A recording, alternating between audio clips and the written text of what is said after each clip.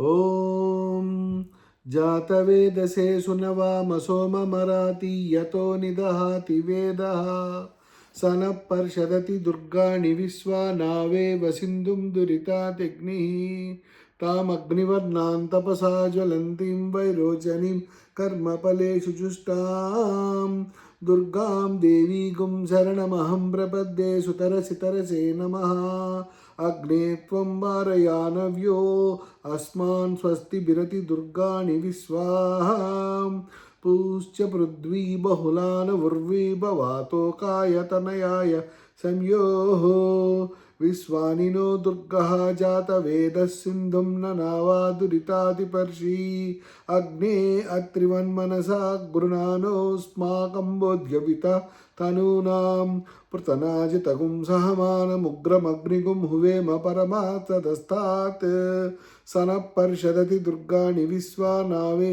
शामग्देवो अतिदुरितातिग्निः प्रज्ञोषि कमीड्यो अध्वरेषु सनाच्च होता नव्यश्च सस्सी स्वाञ्चाग्ने तनुवं पिप्रया स्वास्मभ्यं च सौभगमायजस्व गोभिर्जुष्टमैजो निषिक्तं तवेन्द्रविष्णोरनुसञ्चरेम नाकस्य पृष्ठमभिसंवसानो वैष्णवीं लोक यहमादयन्ताम् ॐ कात्यायनाय विद्महे कन्याकुमारी धीमहि तन्नो दुर्गे प्रचोदयात् ఓం శాంతి శాంతి శాంతి.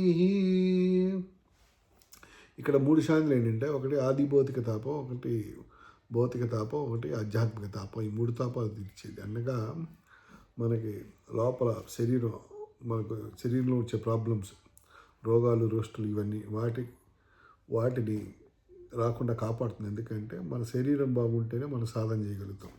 కాబట్టి మనకి సాధన కోసం మన శరీరాన్ని శుభ్రంగా ఉంచుతుంది. రెండోది, ప్రపంచం నుంచి మనకు వచ్చే వేరే డిస్టర్బెన్స్ల వల్ల ఓకే డబ్బులు అవసరం పడతాయి, లేకపోతే ఉద్యోగం కావాలి, లేకపోతే ఎవరో దుర్మార్గులు ఉంటారు పక్కన, వాళ్ళు చేసే డిస్టర్బెన్స్ వల్ల మన సాధన, భక్తి సాధన దెబ్బతినచ్చు. అందుకని అది ఒక శాంతి. మూడో శాంతి, ప్రకృతి వల్ల తుఫాన్లు, గందరగోళం, సునామీ ఇలాంటివి వచ్చి కూడా మనం డిస్టర్బ్ అయ్యి మన భక్తి, మన సాధన డిస్టర్బ్ అవ్వచ్చు. అందుకని దానికి ఇంకో శాంతి. ఈ మూడు రకాల ప్రమాదాలు మనకి జరిగి మన భక్తి, మన సాధన, భగవంతుని మనం చేయాలనుకునే ఈ ప్రయత్నం అడ్డుపడకూడదని చివరిలో శాంతి శాంతి శాంతి అంటారు. ఇంకోటి ఏమనిపిస్తుందంటే, దుర్గా సూక్తం అర్థం తెలుసుకోవాలి. ఇందులో నేను చదివిన దాంట్లో తప్పులు ఉండొచ్చు, చాలా కష్టపడ్డాం, కానీ నేర్చుకోవాలి చాలా. పండితులందరూ మనం భయపడతారు, దుర్గా సూక్తం ఈ తప్పులు లేకుండా చదవాలి, అప్పుడే అమ్మవారు కరుణిస్తారని. దీనిలో అది చాలా వరకు పండితులకి, ఆ స్కిల్ ఉన్న వాళ్ళకే వస్తుంది అది. బట్ నేను ప్రయత్నిస్తాను, అన్నింటిలోనే మనం ప్రయత్నించాలి. ఇంకోటి ఏంటంటే, నాకు అనిపిస్తుంది మన అమ్మవారు, మన వెంకటేశ్వర స్వామి, మన అయ్యప్ప స్వామి, మన శివుడు, మన పద్ధతులు, మన వేదిక పద్ధతులు, ఉపనిషత్తులు, భగవద్గీత, వేదాలు, సహస్రనామాలు, లలిత సహస్రనామం, విష్ణు సహస్రనామం, ఎన్నో రకాలైన గొప్ప ఆరాధనా పద్ధతులు అద్భుతం. మనం ఈ దేశంలో పుట్టాం, ఇక్కడ మహర్షులు అట్లాంటి గొప్ప పూజా పద్ధతులు, భగవంతుని ఆరాధించే పద్ధతులు, ఏ రకంగా పూజ చేస్తే భగవంతుడు మనని అనుగ్రహిస్తాడు వాళ్ళు రాసుకుంటూ వచ్చారు. అలాగే అనిపిస్తుంది నాకు. శ్రీకాళహస్తి మహర్షిని చూస్తే మీకు ఒక సాలీడు పురుగు, ఒక ఏనుగు, ఒక పాము, వేదాలు చదివినాయి, అయినా కూడా వాటి మోక్షం వచ్చినాయి. అలాగే నాకు అనిపిస్తుంది, వేదం చదివితేనే భగవంతుడు కరుణించవచ్చు. అలాగే ఇంకోటి కూడా, వేదం చదవకపోయినా నీ అమాయకత్వం, నీ మంచితనం నిన్ను కాపాడుతుంది. ఇప్పుడు అలా అనుకున్నప్పుడు పాముని, సాలిడిని, ఏనుగునికి మోక్షం ఇచ్చినవాడు ముస్లిమ్స్కి, క్రిస్టియన్స్కి మోక్షం ఇవ్వడా? వాళ్ళు తెలుసుకొని చేయాలి. వాళ్ళు పూజించేది అల్టిమేట్గా వాళ్ళ పూజ చేయాల్సింది మన పరమాత్మ ఒకడే కదా. మన హిందూ మతంలో మనము నిరాకారుడు అని చెప్పాం, సాకారం అని చెప్పాం. ఎందుకంటే మనకి సైన్స్ బాగా తెలుసు కాబట్టి. నిరాకారం సకారం కాకపోతే పని జరగదు కదా. అన్ని రకాల శక్తులను పూజిస్తున్నాం. అది మన మతం కాదు, అది మన మహర్షులు అప్పటి సైంటిస్టులు వాళ్ళు కనిపెట్టారు. సో మనం అన్నిటికీ మనది నాంది. దాని నుంచి మన థాట్ ప్రాసెస్ మైగ్రేషన్ జరిగే మిగతా మతాలు పుట్టచ్చు.